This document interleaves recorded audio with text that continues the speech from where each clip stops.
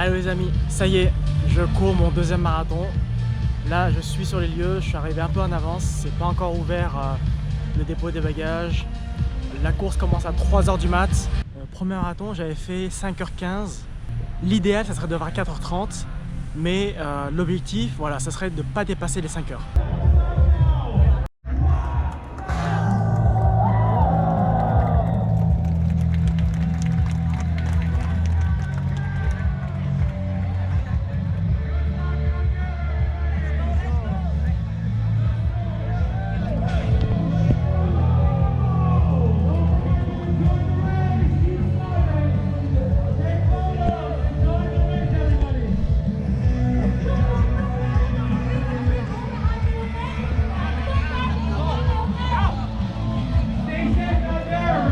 Keep yourself hydrated.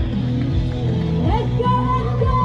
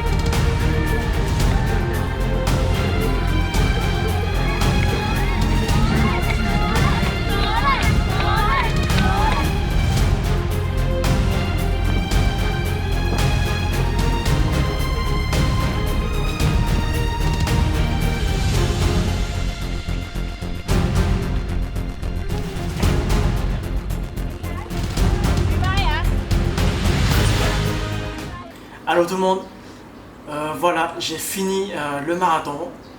J'ai les jambes courbaturées, j'ai super mal. Voilà, au niveau des résultats, j'ai mis 4 h 26 minutes et 57 secondes. Au niveau du pace, 6,19. J'étais beaucoup mieux préparé que la première fois.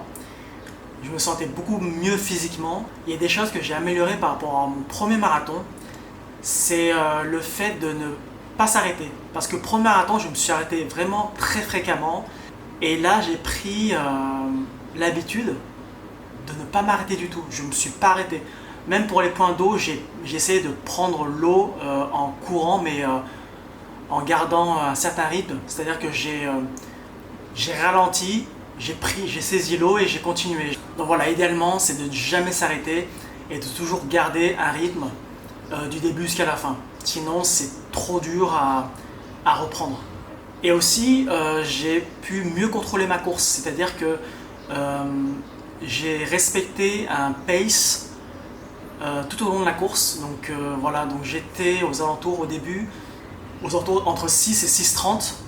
Après, à la deuxième partie de la course, j'étais autour des 5,45, 5,50. Et après, vers la fin de la course, j'étais plus vers les 6,50, 6,30, 6,40 par là. Alors qu'à mon premier marathon, j'ai pas du tout contrôlé mon pace. Et pendant la course, il y avait des coureurs avec des bannières. C'est-à-dire que il y avait des bannières pour toutes les 15 minutes. Donc 4 h, 4h15, 4h30, 4h45, etc.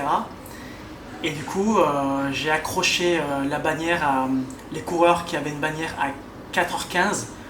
Donc du coup, je les ai suivis pendant une quinzaine de kilomètres. Dès que je les ai vus, eux, je me suis dit, je vais pas les lâcher, je vais les coller jusqu'au bout. Mais bon, au final, j'ai pas réussi à les coller. Vers les 12-15 km avant l'arrivée, j'ai lâché. Ah oui, il y a un autre truc aussi, les chaussures. Cette fois, j'ai investi sur des chaussures dédiées pour les courses longue distance. Et du coup, là, j'ai investi sur des Adidas Adizero Pro 3. donc qui m'ont beaucoup aidé pour cette course. Donc, ce sont des chaussures qui ont vraiment un très beau confort, une très bonne stabilité, et du coup ça propulse vraiment vers l'avant comparé aux autres chaussures que j'avais achetées, que j'avais utilisées pour le premier marathon.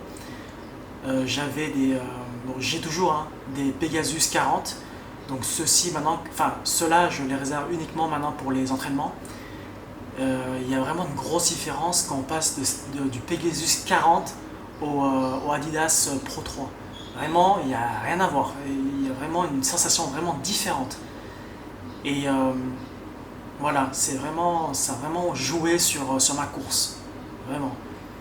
Et j'ai pas pu filmer le reste de la course parce que j'étais vraiment focus. Vers la fin, j'étais vraiment trop fatigué pour sortir la caméra. J'en pouvais plus et j'étais vraiment, voilà, mentalement, j'étais vraiment sur la course et je voulais pas me préoccuper à filmer. Donc voilà, c'était mon deuxième marathon. J'espère que ça va aller mieux pour mon troisième marathon qui arrive dans 3 mois. Ça sera sur Paris. Donc voilà, j'ai largement le temps de m'entraîner et cette fois-ci j'espère faire le même temps, au moins le même temps, ou mieux, si c'est mieux, tant mieux. Voilà, c'était tout pour moi. On se donne rendez-vous dans la prochaine vidéo et n'oubliez pas, restez focus.